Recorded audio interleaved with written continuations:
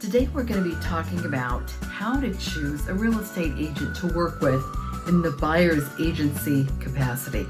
Stay tuned.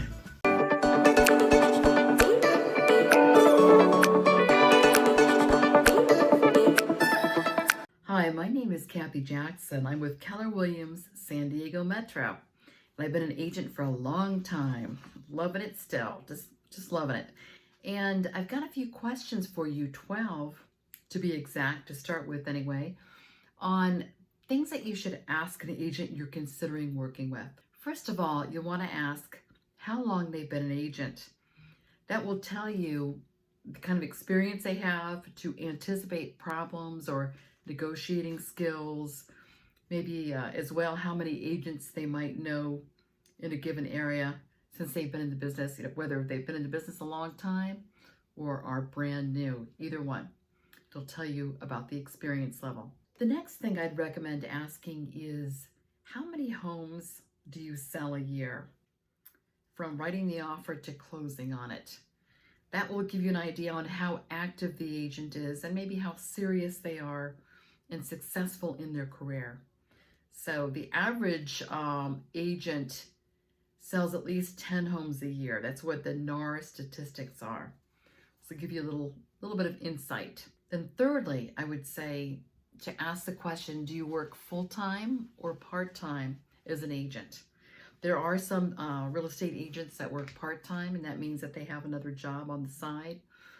And I would recommend having an agent who is full-time in the business so they're really up to date. You'll want to ask the agent if they work with buyers and sellers. I think it's really a great idea to have experience with both. That way, the buyer's agent, when they work for you that way, has an idea of what the seller looks for as well. It's a more balanced approach. Also, you may very well want to ask the question, how many buyer clients do you have right now? Now, if the agent tells you, oh, maybe just 3, 4, okay, that's fine. But if they're working with 10 to 15 people or more, they're not going to have a whole lot of time for you in most cases unless they're extremely organized. And I'd also ask if your agent that you're interviewing has references that you can call. And if they feel comfortable with that, that's good. Hopefully they'll give you 2 or 3 names. They can also give you their testimonials. You can check on Google a lot of times and see what the testimonials say, but I think it's good to talk with somebody in person or at least on the phone to tell about the experience they had with that agent. Next, ask the agent that you're interviewing if they've had experience selling in the areas you're looking at. Sometimes, the county is kind of divided up kind of into 3 parts. I mean, there's North County, South County, and East County. But they don't have to be an absolute specialist in a given area, but at least have some experience in the area that you're looking at. Good question to ask. And then on top of that, ask them about the price range as well. Do you have experience selling homes in this price range, especially if it's a higher price range? I think that's a good thing to know if they've had experience in that price range. It's helpful. Also, ask if the agent will be working specifically one-on-one with you, or if they've got a team and if they'll hand you off to someone. You might like this person a lot. You think, oh, good, I'm going to be working with so-and-so. But you find out that you're actually going to be working with their buyer's agent.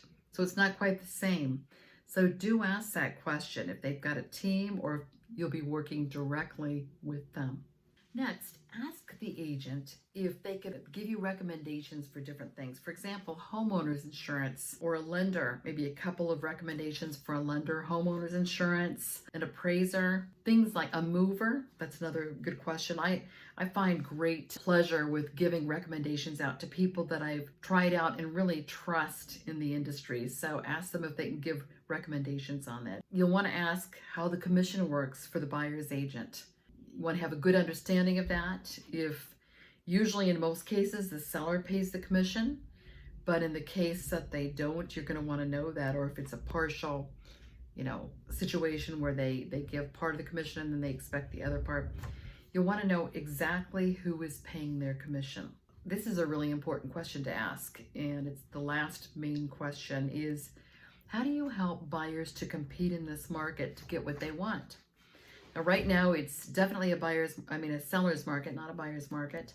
And the buyers need an extra edge to get them through. I think that usually means some good experience or a real hustler, quick learner, but I would say experience. So ask them what you'd recommend to help them get the house that they want. You've got to be pretty resourceful nowadays, and this is a really good and telling question.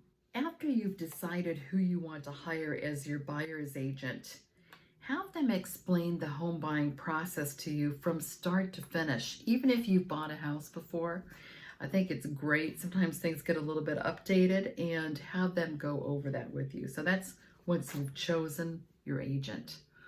Then you'll also want to ask what the best way to be in touch with the agent is. What's the best way? Is it texting? Is it calling? Is it emailing? I use all three, but sometimes I think texting gets my attention the quickest. And so you'll want to ask them that question. And then check both of your schedules. Ask them what their best availability is. I mean, you've got an idea what your best availability is. Maybe it's on the weekends or the evenings, or maybe it's any time during the day, but you're going to want to ask your agent that same question. In our next video, we're going to be talking about the 8 questions that you should ask once you've found the house that you want to buy. I'm going to divide this up just because it's going to be, take a little bit of time as well.